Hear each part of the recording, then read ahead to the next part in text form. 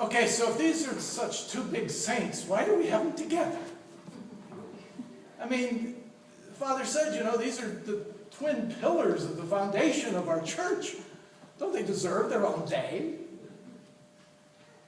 So the church must have some special meaning in putting the two great saints together. And it's our task maybe to reflect on why that is. Why do we celebrate Peter and Paul together? Father Roy mentioned that this in Rome is probably one of the biggest feast days of the whole year. And the reason for that is simple.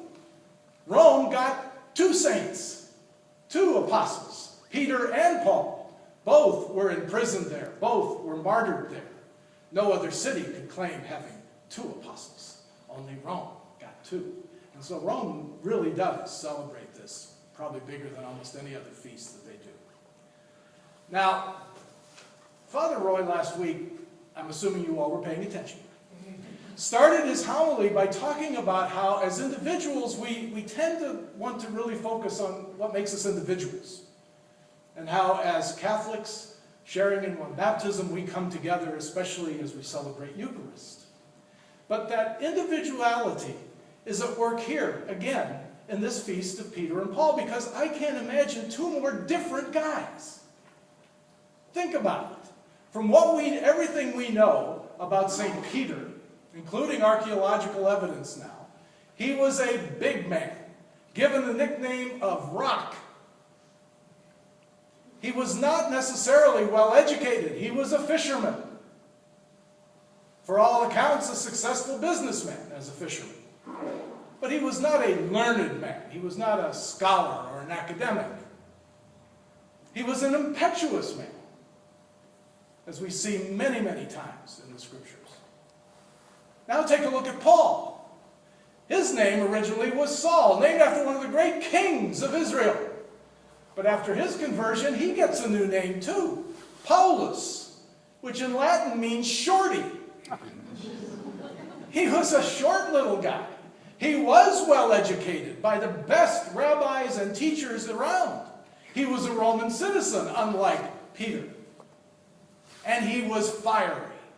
Not at all shy about picking a fight if he needed to, even with people like Peter.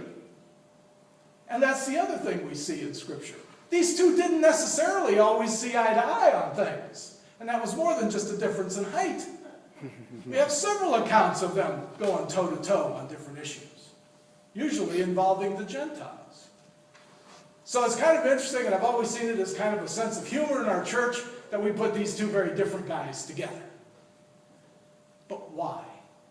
What is it that the church, over these many centuries of celebrating these two saints together, what is the church trying to tell us?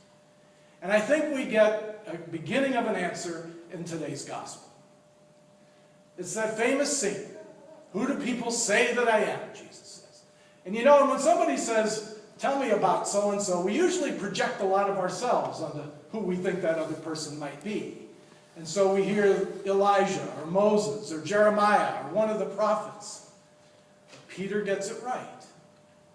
You are the Messiah, the Son of the living God. Now stop and think for a minute. Living God. We don't often stop and focus on that adjective of living God. He's the Son of God. We kind of just take that for granted and move on. And yet, as I was looking at this reading throughout the week, I love Google. Put in Google, in quotation marks, living God. Or do a concordance search on the Bible. And you will find 7 pages of references to the expression living God, both in the Old Testament and in the New.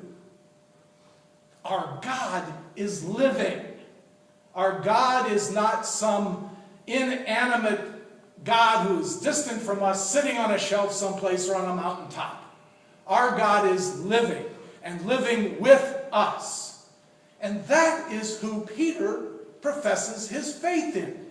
That you, Jesus, are the Messiah of the living God, who is here interacting with us on a daily basis in our everyday lives. Our God is living. Our God not only has life, our God is life. And that is the profession of faith that Peter makes. And so now we come back to Peter and Paul. Not much united these two men on a human level. But on a spiritual level, they shared that same one faith. That Christ is the Son of the living God. And these two men show us that in that affirmation of faith, in that profession of faith, we are called to model what they model for us. Peter, over the centuries, became a model of the communion we share, of the unity that we share in faith. Paul has become the model of reaching out to all, even the Gentiles, those who don't practice any faith, those who are in need. Paul was always pushing the envelope, while Peter was the sign of unity. And so what we see is that for us as disciples, these two great saints do belong together. They belong together because in them we are challenged. How can we be servants of communion, of unity, and how we deal with one another, and the language we use with each other? Do we help bring people together in unity, or do we push people away because we're right and they're wrong? Or do we find ways to unite? Do we get out of ourselves? Do we accept the fact that we have a mission to leave our comfort zones and to go out and push that envelope of faith, even if at the risk of our own lives? And yes, Peter and Paul share that distinction of being martyrs for the faith. But even then, they were individuals. Peter was crucified upside down, and Paul, because he was a Roman citizen, got better treatment, and he was beheaded. We are called to give our lives in faith, to be both a sign of unity and a sign of mission. Who do you say that Christ is?